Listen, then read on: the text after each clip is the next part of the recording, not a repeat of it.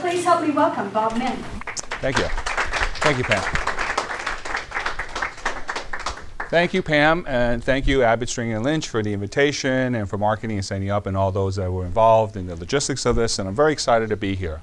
And I'm hoping that today, in the 1 hour that we have to speak with each other, that I want to give you hopefully a kernel of knowledge or something that you can take out here that maybe is an aha moment or a self-discovery about sales. And the first thing I want to start out with is, our title is, and want to ask you a question is, are you at the level you thought you should be at this time in your life as it pertains to sales? And if it's not, then, let's be frank, we have to do something different to try to expect the different results.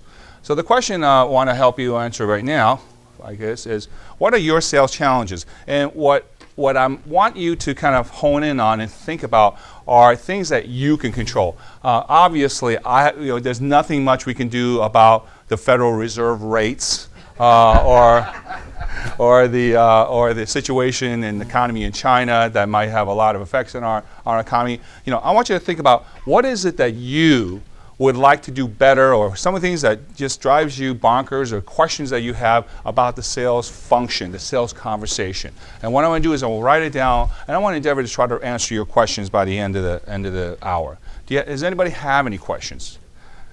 And please, this hour is going to be very, very boring if I'm just going to stand up here and talk all the time, because it's not going to be productive. Rich? Yes. I'll ask the stupidest question of all. Mm-hmm. Could you define for me sales? Okay. In a modern market space, and how that different is that okay. different from market? Okay. So the question is, what is the sales definition? And I'm going to say it according to Sandler, okay, and the Sandler process. And I will answer that. And I'm going to assume that's part of your challenge, is trying to figure out, well, what is this? Right? How do I handle it if I don't really understand what this is? I assume, right? Yes, I'm sorry. Distinguishing between tire kickers and qualified leads. Okay, so I think what I'm hearing the question is, or the challenge is, how do I better qualify a lead, right? Because we all get those tire kickers, right? And what do we do with them?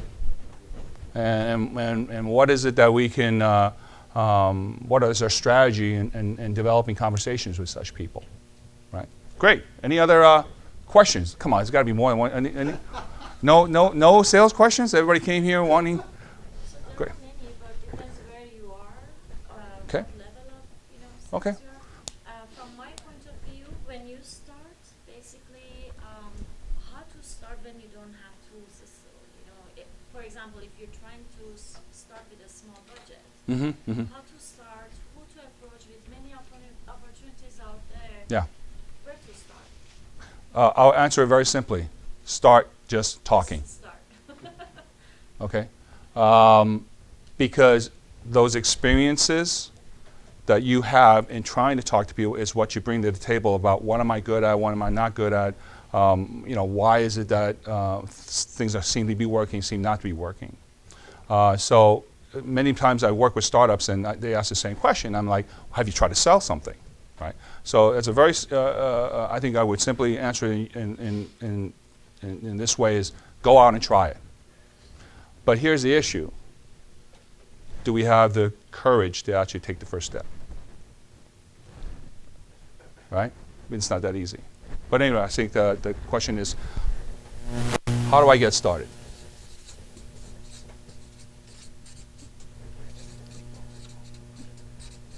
Okay, I thought I saw one hand back. Just a second. One question. Pretty much was that. So it's just the prospecting and finding those. Okay, how do I do a better job prospecting, right?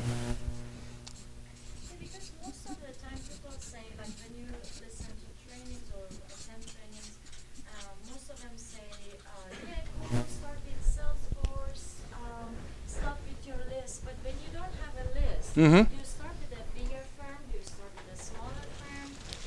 If you have defined your type of customer, is it small, medium, or large business? But still, where to go? Where to start? Who to start with? So Okay. I think that would be a good question. Okay. that is a multi-level question that has to do with both marketing and sales function, and it's pretty complex. Happy to talk to you about that because I'm working with somebody that specializes in it and working with them together. Because what you're talking about is initially not just how to get funding to get a business, but how do you scale? How do you set up a sales function so that it's predictable and produces results? Okay, so good question. Yeah, go ahead. A couple more. Sales challenge I've had is sometimes the landscape changes. So no matter what you're doing, it's just the environment that you're in, it just completely changes. Sometimes it makes it 20 times harder than Interesting. So it feels like the landscape is changing. So what can you do about that? yeah. Maybe there's nothing. Right? What can you do? Question. I don't believe that we can't do anything. Once the landscape is changing, Okay, you plug yourself into the change. I see. Because however it's being done, someone goes ahead and Okay. get familiarize yourself with what is obtainable at that moment. I see. So Josephine, if that's the logic you have, then why is it that sales processes work? If it's not in our control, if it's a landscape that just happens, why are we in business? Why are we known as one of the best sales trainers in the world since 1965? Right? So these aren't any questions or challenges. I want questions and challenges. Do you have any questions and challenges? Go ahead. Yes. So if you're fortunate, you get a meeting with a high-ranking official in the company, Mhm. CTO, Okay, whatever. great. And oftentimes, there's always a need behind a need, as you know. Okay. Whether they actually voice it or not. There's Mhm. a reason why they've given you that quick 15-minute meeting or whatever it's going to be. Yes. So how do you know when to kind of stop? I know a lot of it's gut, and a lot of it's depending on your audience, the person that you're sitting down with. Okay. How far to go with pushing the buttons? Because a lot of people, you don't want to tick them off, Okay. but you want to resolve it. You want to get to the crux of the problem, Mhm. and you want the bottom line is so it can be a win-win. Get them to the next level. Whatever it is that's been keeping them up at night, whether it's some type of leakage of revenue, Mhm. Poor productivity, or whatever it is that's going on within the organization, and how long has it been going on, and it might be multiple things. So how far you going to push the button? Because some of them, a lot of people, they don't like you to keep pushing the button, but it's all to help them. So you can help them better. The more you know, you can help them better, customize the solution, and move on to the next step. That's Wanda, right? Yes. Okay, Wanda. I put your question as, how do I get pain so I can move the sales process forward? But Wanda, I don't suppose part of the problem might be we're not listening more than we're talking. Just my interaction with you right now.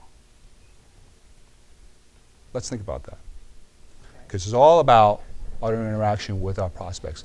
So I'm going to talk about sales in two aspects. One, show you what's happening out there in the sales environment now. What are prospects and salespeople doing? And also talk to you about what's different about the Sandler process and what is different about our philosophy. So I'm going to try to answer all these questions, but I want you to kind of think about your own self-discovery. Because much of what's wrong with sales, what's happening is right here, between our ears. And what's coming out of our mouth and what we're listening for. So I want to talk to you about what we call the buyer-seller dance. This is the traditional sales process that's going on and what's happening when you're approaching a prospect or talking to people on the telephone. Let's face it, when you initially meet somebody, don't you try to do some kind of small chit-chat and small talk to try to, what I call, build bonding and rapport, okay? After you did that, I think most people are trying to find out what their needs are. So they kind of do this analysis in their heads, and eventually they want to do some kind of presentation to present some kind of solution to the prospect. Then what happens is we try to close the sale. And like you mentioned, somebody mentioned, like, why is it that I'm talking and I'm trying to get the pain, and then I'm trying to close, but then I'm getting some answers like, well, I want to think things over. I want to talk to somebody else, right? It's not a good time, price too high, have to have shop around. What are some of the other things that you heard in your world? Give me some examples. Anything else besides these? What does think it over mean to you? Not ready. Okay? Or it could be that they don't think you're qualified to Could be. provide service. Okay. Is it a yes or is it a no? It's most of the time it's a no. Okay? It's a no. But yet, we kind of drag this thing on. We drag it on, and what do most salespeople do? We're chasing, right? What do we do when we chase? What do you do when you chase?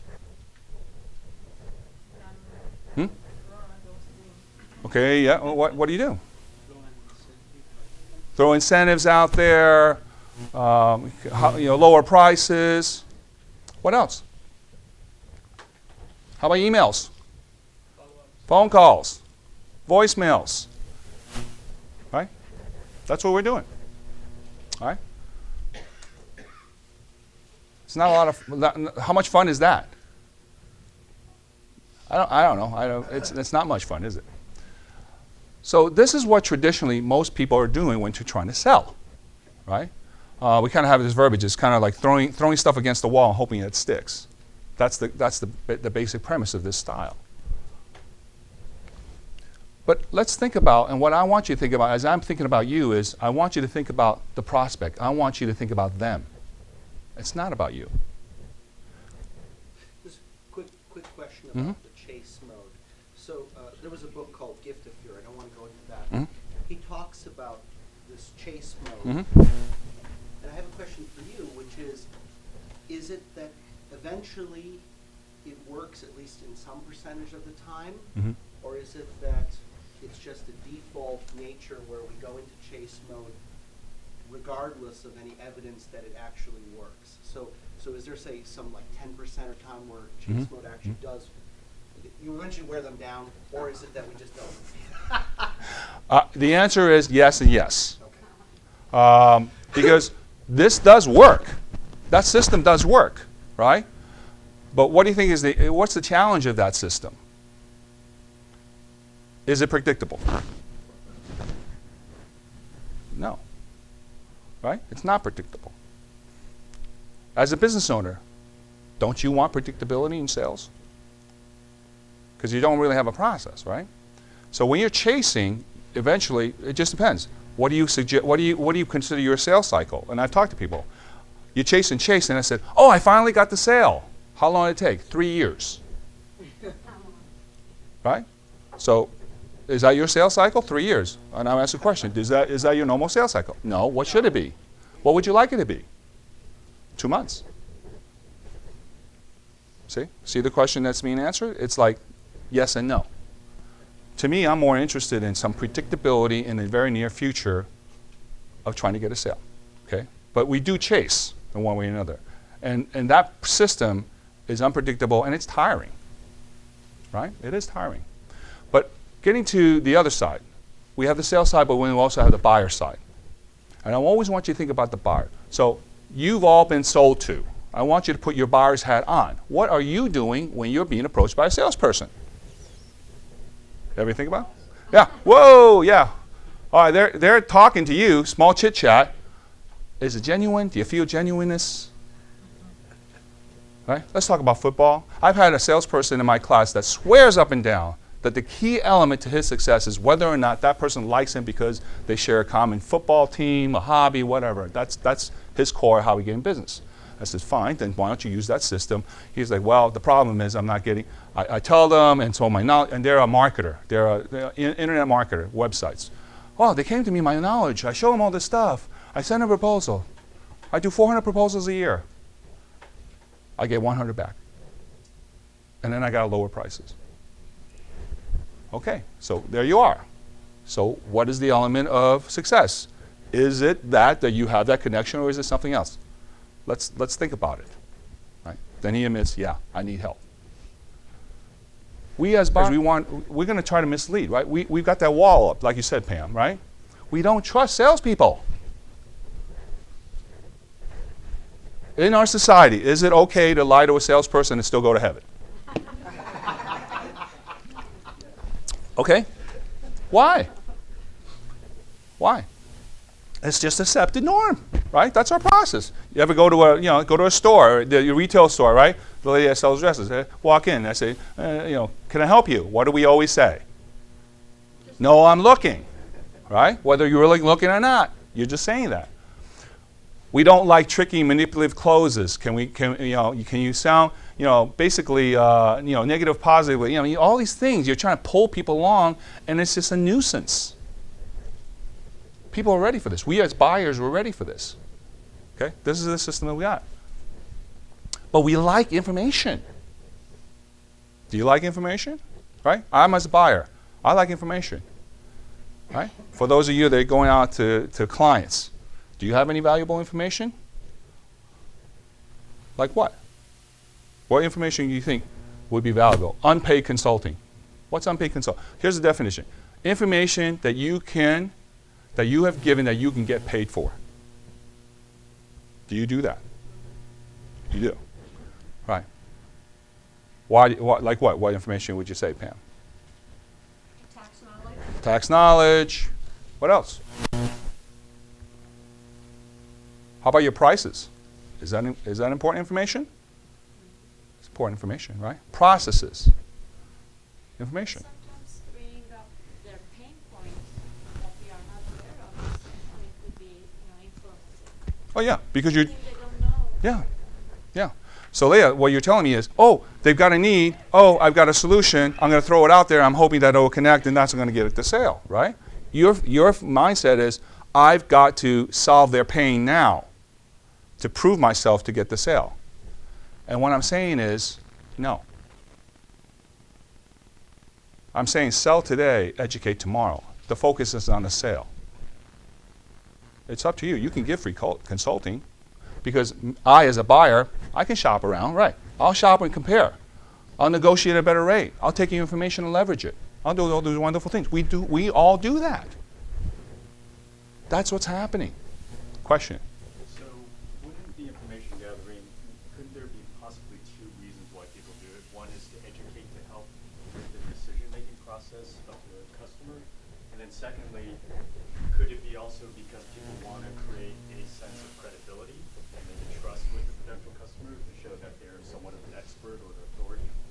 So I'm just putting that out there as maybe two reasons, legitimate reasons why people actually go through this sort of information gathering. Right. Benjamin, I absolutely agree. But let's find out that that's the reason before you give the information. How about that? Okay, fair enough. If you give the information, what leverage do you have? See? I'm saying, yes, you're going to have to give information. And I'm going to talk about that. But let's find out why the information is needed and for what purpose and how is it going to bring the sales process along. How do we do that, right? Great. Once I get information, right? You leave. Thank you. I'll think it over. Happy, happy. Right? We have a saying, hope is not a strategy. Right. Okay? But a lot of amateur salespeople, that's what they do. See, we don't see the business development function as anything emotional. And that's what we train for. It is a process. There's no happy, happy, and there's no depressed. It is a function that you have to do as a process. And as a buyer, they're going to take information and not even have to commit anything to you to get it. How many of us are guilty? Let's read. How many of us are guilty of giving information, not getting anything out of it? Right? Over and over again. Willingly do it. Happy to do it. All in the hope of getting a connection. Right? Here's a rule. And let me tell you, the most positive prospect is the most dangerous. Somebody comes after you say, oh, Rich, heard great things about you and your company. Love to talk to you about it. Watch out. I'd rather have the guy, Sandler Training don't need a lot of sales help. I'd rather take that guy. Let's think about it. What direction can a very positive person go towards if you say the wrong thing? Towards the other way, the negative. What direction can a negative guy go towards? Towards a positive. He's already negative. It's not going to go any more negative. Remember that rule. Oh, here's a wonderful thing. You're chasing, I'm hiding. Right? You're being a pest now. This is what the amateur salesperson does, right? Voicemail, mail jail. How many excuses have we heard? It's budget time. It's our busy time. We don't have, vacation time, right? It's never the right time. That's what's happening. So here's the thing. Here's what the system is. Did you realize it? This is the buyer-seller dance. Look, you as a salesperson, you're doing this stuff. I'm trying to chit-chat it up, getting the needs and doing presentations, trying to close and chase. Meanwhile, the buyer, hey, I'll talk to you. I'm going to mislead you. I want to take information. I want to gather it. I'm going to further mislead you. I'm going to hide. And I'm going to make a decision what to do next. Who's in control? The buyer. Why? Why? Not talking. Nothing's closed. He's got the information. He has the money, the decision power, all the things in there, right? Should the buyer be in control? Huh? Who said that? Never. Okay. Hold on. Caesar, right? Never. Should never be in control. The buyer, Caesar, when you go out and buy something, do you want to be in control? Or do you want the salesperson to be in control? Help me understand. As a buyer, I'm going to be in control. If I'm in sales, I'm going to... Wait a minute, Caesar. I'm not... Whoa, time out. See, that's in your head already. I'm a sales guy. I want to be in control. But I'm a buyer. I want to be in control. You're talking to the prospect or whoever. You don't think that's in the back of your head? That's absolutely there. So which is it? Who's going to be in control of the sales process? The seller is in charge of the sales. Okay. Yeah. Here's the key element. And here we're going to get into the definition of sales. The salesperson should be in control of the sales process, but make the prospect feel like they're in control. That's a true professional. But it's in our heads. Attitude is everything in sales. Give me the guy or the gal that has the best attitude about sales, openness, flexibility, very little product knowledge. In fact, I don't even want product knowledge, and I guarantee you they will outsell the person with 10 to 15 years of product knowledge, day in and day out. I've seen it happen. Say that again? I will take the person who has very little product knowledge, but has the right attitude about talking to people, being flexible in their communication, and put them up against a person who has 10 years of product knowledge and go head to head on a number of sales that they will do. And I guarantee you, the person with the least amount of product knowledge will win every time. Why do you think that is? Most sales are emotional. Huh? Most sales are emotional. Exactly, that's right. But why the person that doesn't have a lot of product knowledge? What are they probably doing? What do you think? I think what you're getting at is communication. Exactly. It's about developing the relationship, but a lot of companies, as you know today, they don't understand that. Exactly. They understand it's about building that relationship. Exactly. Like you said, you can know everything you want to know about this bottle of water. Right. But if I don't build a relationship with you Right. and understand how you're doing and your business is doing, forget it. Right. Absolutely, Wanda. That's exactly why many companies fail. Many companies fail. And it's because that young person, what are they probably doing? They're listening more than they're talking. They're asking the questions, not assuming. They're not rescuing. They're not giving the information. They're asking, okay, great. Don't know why that's important. I'll find out. Why is that important? See? They don't have that knowledge in their heads. But yet they achieve in sales. And that's what really in reality. So I'm going to talk to you about the Sandler process. Now, we got a lot of challenges in the normal system. How do you get past those challenges? Okay? Now, the Sandler system, I've got the next 15 to 20 minutes to talk about it, but I'm going to scroll real fast because I'm going to tell you what exactly is going to be very important here and what is different about our system. Why is that we're different? Excuse me, can we get a copy of this? Probably. We'll get you a copy. The Sandler system is 7 steps, but what's different about us, and a lot of sales systems teach you, is how to qualify a client. We take it from the exact opposite. We take it from disqualifying the client. Because we don't want you to spend your valuable time, resources, and effort in talking and presenting to somebody if there's not a high likelihood of success. Because that's really hard work. There are 7 steps. I'm going to talk about the first 2 steps, which is the most here, about the first 2 steps, which is most, and I'll go through the second and last steps with you with a couple of very important concepts. It's not important that we're not going to teach the Sandler process today, but it's very important to understand the concepts of how you can gain the upper hand in talking to your prospects. Number one, what we believe in is, having a pattern interruption. What this means is you've got to build bonding and rapport with the client, and it's more than just hobbies, family, small talk, chit-chat. It's about understanding how do they communicate, how do they think, how do they see the world. We use DISC assessment tests for our salespeople to understand themselves, because once you're aware, your self-discovery, you're going to be more aware of how different other people are. You see, if you're a detail-oriented speaker and you meet up somebody who is a high level, wants to know 3 things in the bottom line, and you start talking, and you talk at that level, where are we? Are we connecting? No. But how many times do we do that? Do we assume that? Right? So I also teach people, look, don't look like or resemble a stereotypical salesperson. Okay? And we talked about that. What is the message that you want to get? What is it that you are special? Why do people want to do business with you? I'm not so much concerned about the company, but you. Because that's what's going to separate you from the rest of the crowd. Remember, everybody's coming at most prospects with benefits and features. You got to figure out, how do I get people's attention that's a little bit different, that want to talk to you?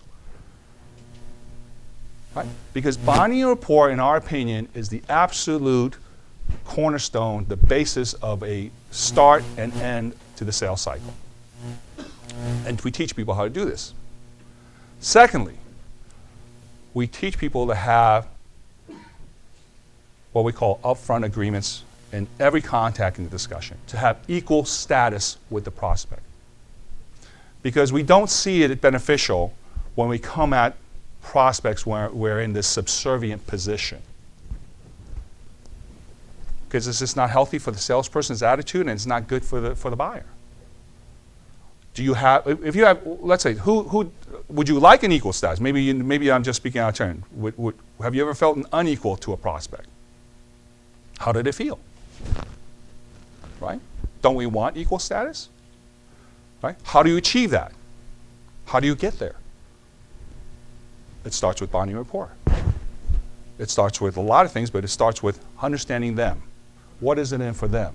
Your message of why you want to do business with me. And then it goes into having this rule. How much time are we going to take? What is the purpose of our discussion? What is it that I'm going to be wanting to talk about? So first of all, you talk about what is it that you're going to want to talk about, or any of the things that's important, please let me know. And then what am I going to be talking about? So, because we have to establish our roles in this discussion. And finally, at the end of the discussion is, we have to understand what is going to be the outcome. So we talk about tire kickers. I guarantee you, if you have this upfront discussion of, hey, love to get to, we're going to qualify, we want to talk with you, you come up with a discussion of, this is why we're talking, and at the end of the discussion, my expectation is we're going to either have a decision to move forward, have another meeting, doing this, doing that. I guarantee you, tire kickers will never enter into that agreement, because there's nothing at stake for them. They don't want to invest their time, and you won't waste any of yours. So you've got to do a better job in qualifying on the telephone. And we teach people how to do that with setting up the ground rules in the discussion. I implore you to do that. If you don't know why you're going to a certain meeting or a certain lunch with a specific outcome in your mind, please don't go. You're wasting time and effort. And the hopa is not going to work. Okay? I don't want you to get, remember, it's a function. It's nothing involved in emotion. You got to do it, look at it as a function. Now, we talk about the other processes, and I'm going to go through it. But again, our thing is about disqualifying. We want you to really, really talk to folks about their reasons, their emotional reasons for buying. We do believe that people buy emotionally, but they justify it intellectually. If there's no emotional connection, there's not going to be a sale. There is got to be some kind of emotional connection, and you have to understand, have rapport, and have that conversation, but we don't, do you have the discipline to do that? Right? What do most people want to do when it comes to talking about pain? Run away. Okay, run away. Okay, maybe. What's comfortable for you? What do you always revert to? Isn't it product knowledge? Right? Here's a great example. I had a discussion with a business owner. They called me, and on the telephone, we talked about, here's what they said to me. My sales are my salesperson is having problems, and I want to give him some help. I talked to him for about 20, 25 minutes, and I ultimately just got on, because they were in Santa Cruz. I didn't want to go down to Santa Cruz unless I knew and understood what this person was really after. And ultimately, I found out that his true pain was he was spending too much time managing the business and sales that he couldn't spend time with his grandchildren. That's pain. It wasn't about sales training. Okay? It wasn't about sales. It was about his time being absorbed in the business instead of doing what he really wanted to do. You see, you understand my example of pain. There are 3 types. I'm not going to go to that too much. You also have to talk to people about their investment into the discussion. We call it budget. We're going to talk about time, money, and whether there's a investment that they want to make. Here's what we're saying. Before you do any exerted effort into fulfilling, proposing, whatever, let's find out a few things. Are they willing to spend money? I mean, so many times. And you know what? Some people is everybody comfortable with talking about money? Richard? No, people are not comfortable. Yep, not comfortable, right? So, and I'm one of them. What do we do? You know what I do? I just come out and say it. Richard? One of the things I'm really uncomfortable talking about is money. So if you don't mind, I'd like to put that as the first thing we want to talk about. Are you okay with that? Because really, we're spending time and effort here, and I don't know if we have a fit here because I frankly don't know what you had in mind. Is this a $2,000 problem or is it a $200 problem? I have no idea. But you know what? That's not my comfort zone. And if there's something in here that doesn't fit with your thinking, please tell me. And it's okay. It's okay. You got to find out what their investment is. We also talk about decision. Remember, these are all disqualifying issues. Decision. Can you go back to that for a second? Sure.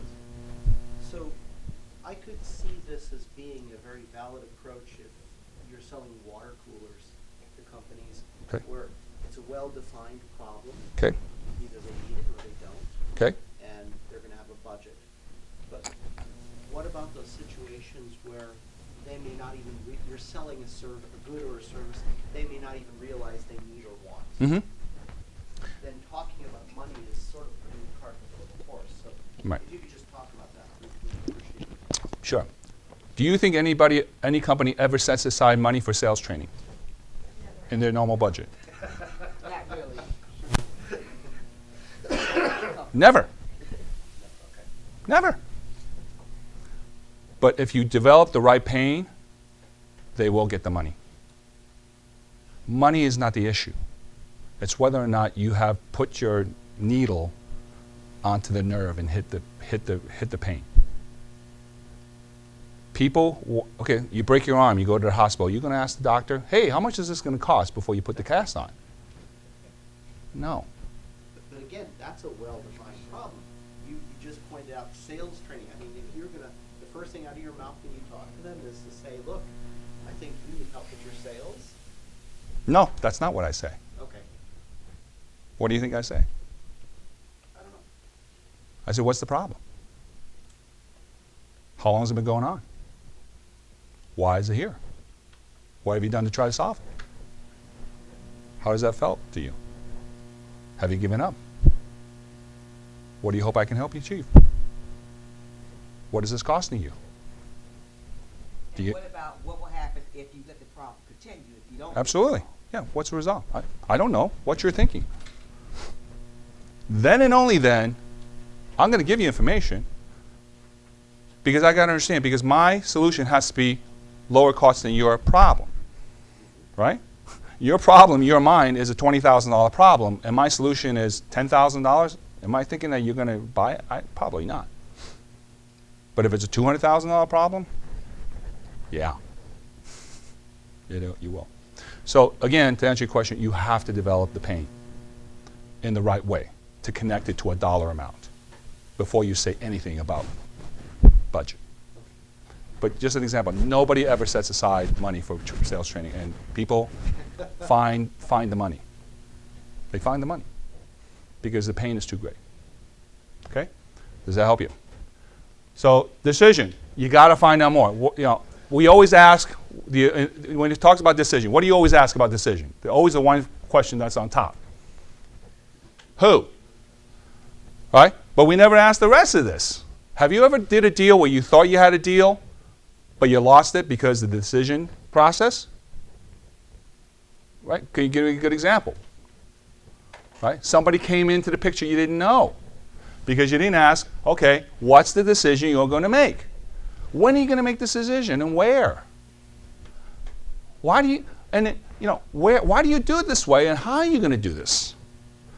Why is just almost as important as any of those questions, because it gives you an insight and it's part of the bonding of the person. Why do they think the way they do?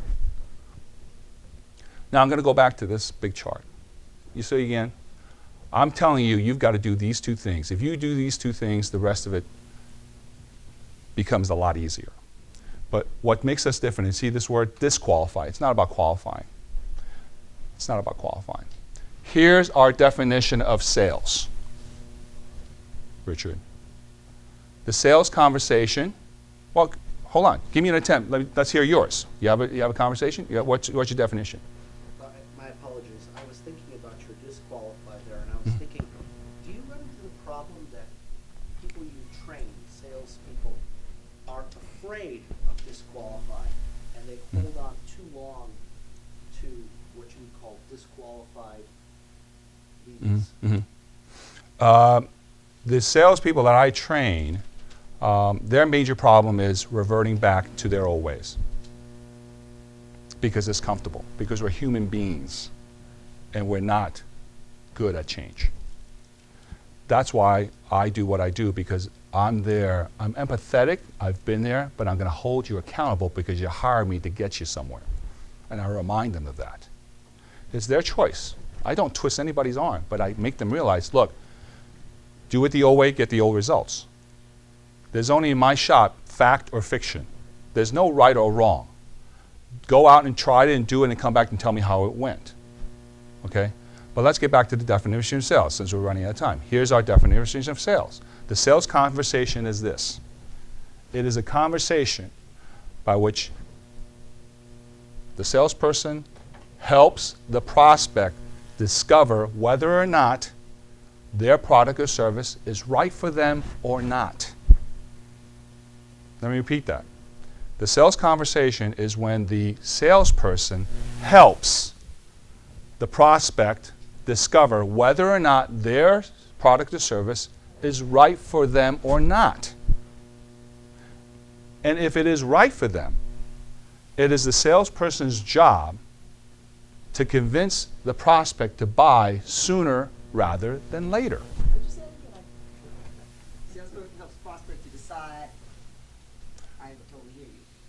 It is the conversation by which the prospect helps, the salesperson helps the prospect To decide.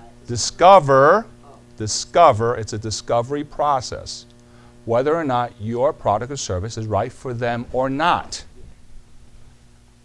See, you're not converting anybody. You're not selling anything. You're not pushing anything. But if it is right for them, it is a salesperson's job to convince that prospect to buy sooner rather than later. That's what makes us different. Okay? Here's the deal.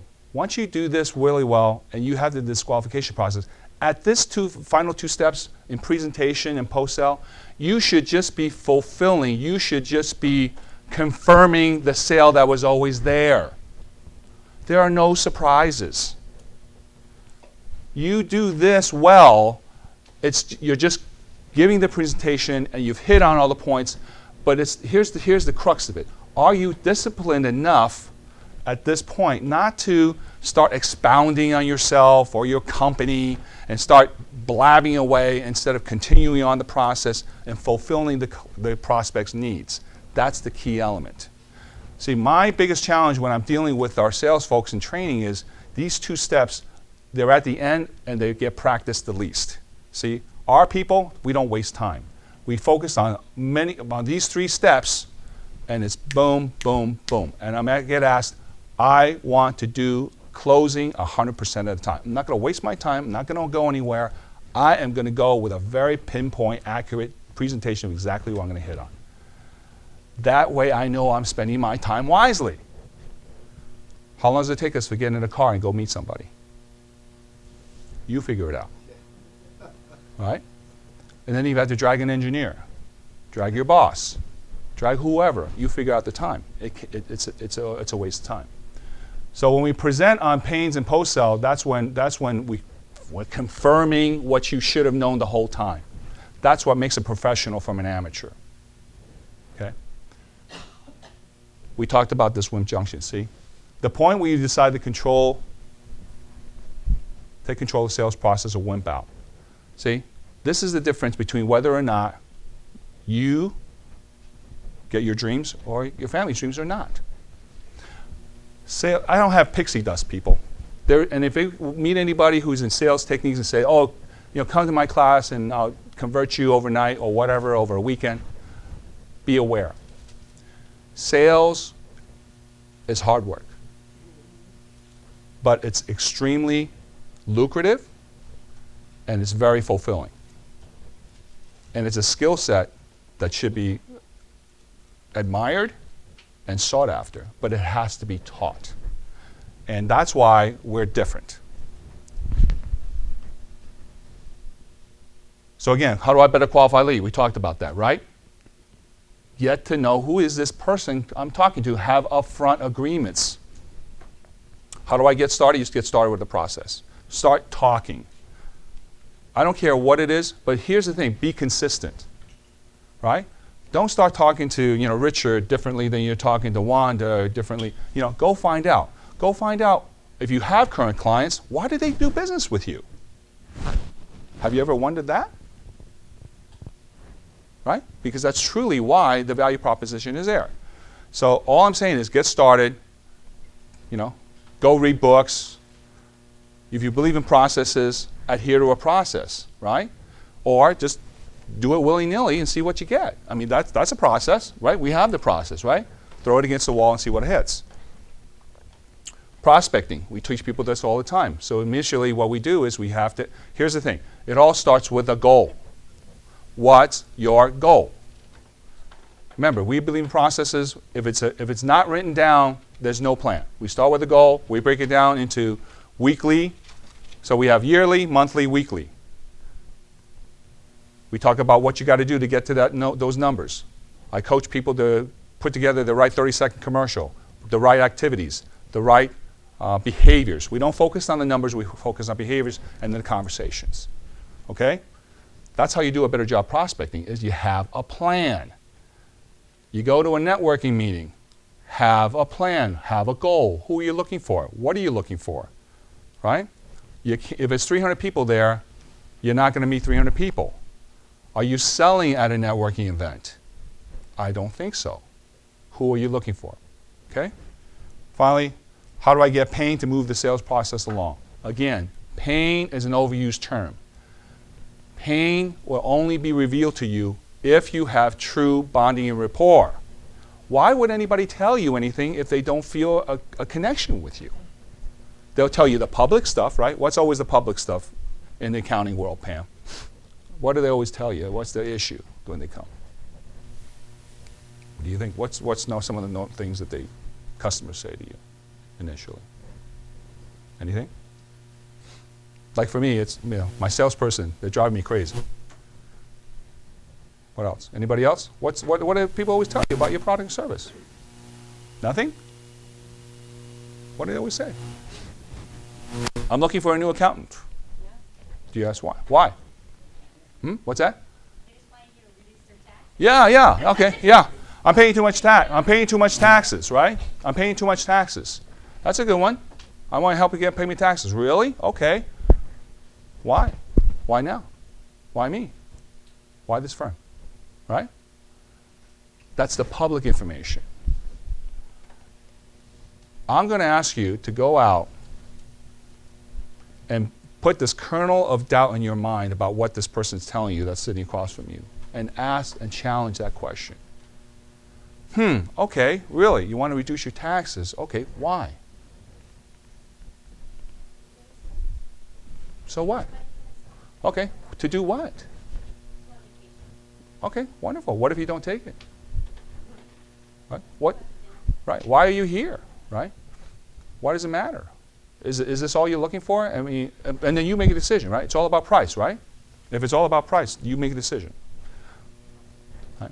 And parents say, well, Mr. Prospect, sounds like you've had some discussions, and frankly, low-cost provider, we are not. Maybe our conversation's done already.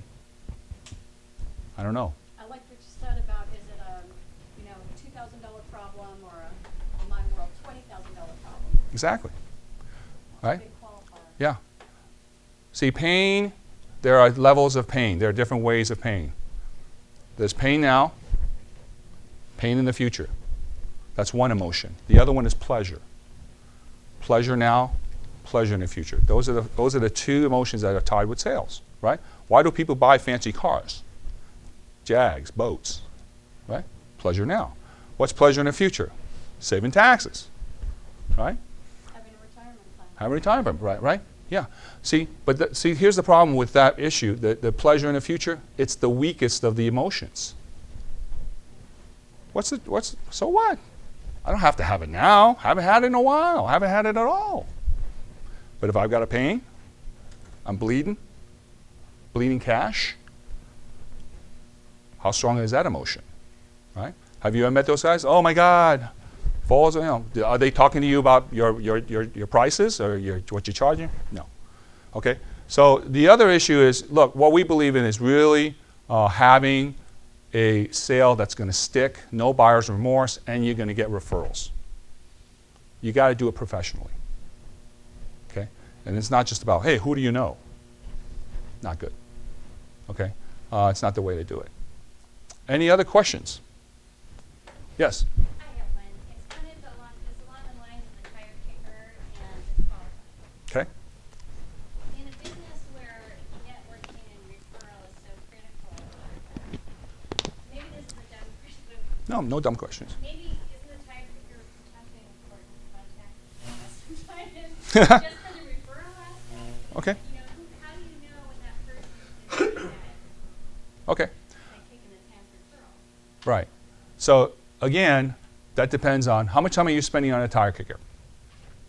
So they're calling you, and right away, what are they looking for? Probably information. Okay. Most amateur people, what do they start doing? Giving information. Right? And what I'm saying is, hang on. Time out. Before we start, let's have an agreement. Yeah. Hey, do you have the next 15 minutes to talk? Great. what I'd like to do is to see if there's a fit between what your issues are specifically related to accounting and what we do here. Now, if it's okay with you, I may ask you some questions that are going to be a little bit different. It's going to be beyond accounting rules because, frankly, accounting firm is an accounting firm is an accounting firm.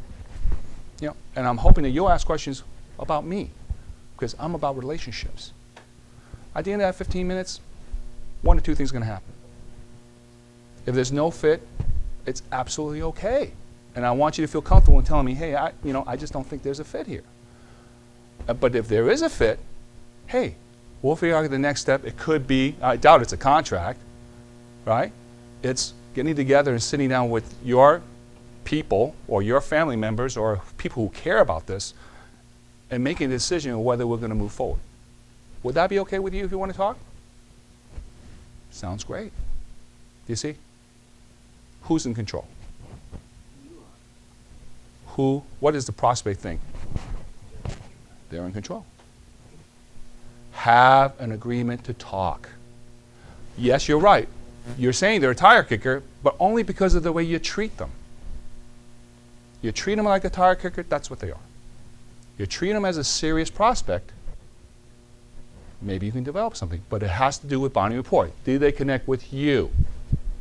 Right? And if they don't, okay, right? Because remember, that wall is up. That's why I say when you're talking about the outcomes, tell them it's okay to say no. Why do you think people say, think it over? They don't want to tell you no. We're good people. We don't want to be mean to people. We want to be nice to people. But it's a waste of time for you. And you've got to say, hey, look, I've got more my big boy pants on or my adult pants on. Look, it's okay. I've done this a few times. If it's no, I'd rather you just say no. Maybe I can help you in other ways, but I don't want to go home this weekend thinking I got something and there's nothing here. And I don't want to waste your time. Your time is more valuable, right? Yes. But they know if they say no to you, you're not going to leave. You're going to be there for several days. Not going to leave. Help me understand. What do you mean?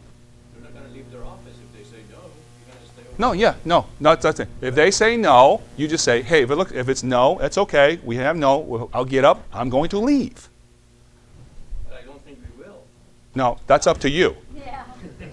That's up to you. As a salesperson, we don't do that. If they say no, Well, then, sir, I'm try to dig in right. why. Well, then I'm going to say, sir, then you're not a professional salesperson because you've got to do what you say you're going to do. That's the agreement. You have an agreement when two parties enter that agreement. If you violate that agreement, then you're not going to get any business at all. If you say that I tell you no, you're going to get up and you don't get up, what's the likelihood you're going to get a deal? 0. You've got a better chance of just getting up and say, sorry, it sounds like no, I'm walking out the door, and you prove to me that I shouldn't be walking out the door. It's up to you. I would have first said, why are you there in the first place? Because I want to teach you to do a better job on the telephone. Because you're going to have an agreement. And the minute you sit down and that agreement is violated, then you make a decision. You either have a new agreement or you get up and you go. Because if you got those two other guys, I'm sure it's very expensive to have a 1-hour conversation. But it's totally up to you. Right? Yes? How do you communicate that to them as you leave? How do you communicate? Because there might still be a chance that you come back some other time. Okay. How do you communicate without sounding offending? Okay. So sounding offending. So again, I deal with this all the time with people. What sounds offending to you may not be offensive to the other person. That's number one. The other thing I would say is you just have an upfront agreement. Okay, if it's a no, then I'm going to get up and go, and it's no. If I can help you other ways, it's fine. If it is a yes, I always say the next contact, I have to have a clear and concrete next step. I'm going to have another agreement. And it has to be with words that are specific. No, hey, I'll call you next week. No. Great, get out your calendar. We want to get together. How does Thursday look? At 12 o'clock. What do you want to talk about? And listen. Right? It's not about you, it's about them. Right? So again, build your bonding rapport. Here's the other thing about bonding rapport. You must understand yourself. We use DISC. There's 4 types. You know, there's everything from high level. DISC is there's detail orientation. There's non-detail orientation. There's specific people who are really into specifics. You got to understand how people communicate. So I implore you to really understand yourself and to try. Here's the first thing: just try to mimic somebody when they're talking to them. What do I mean by mimic?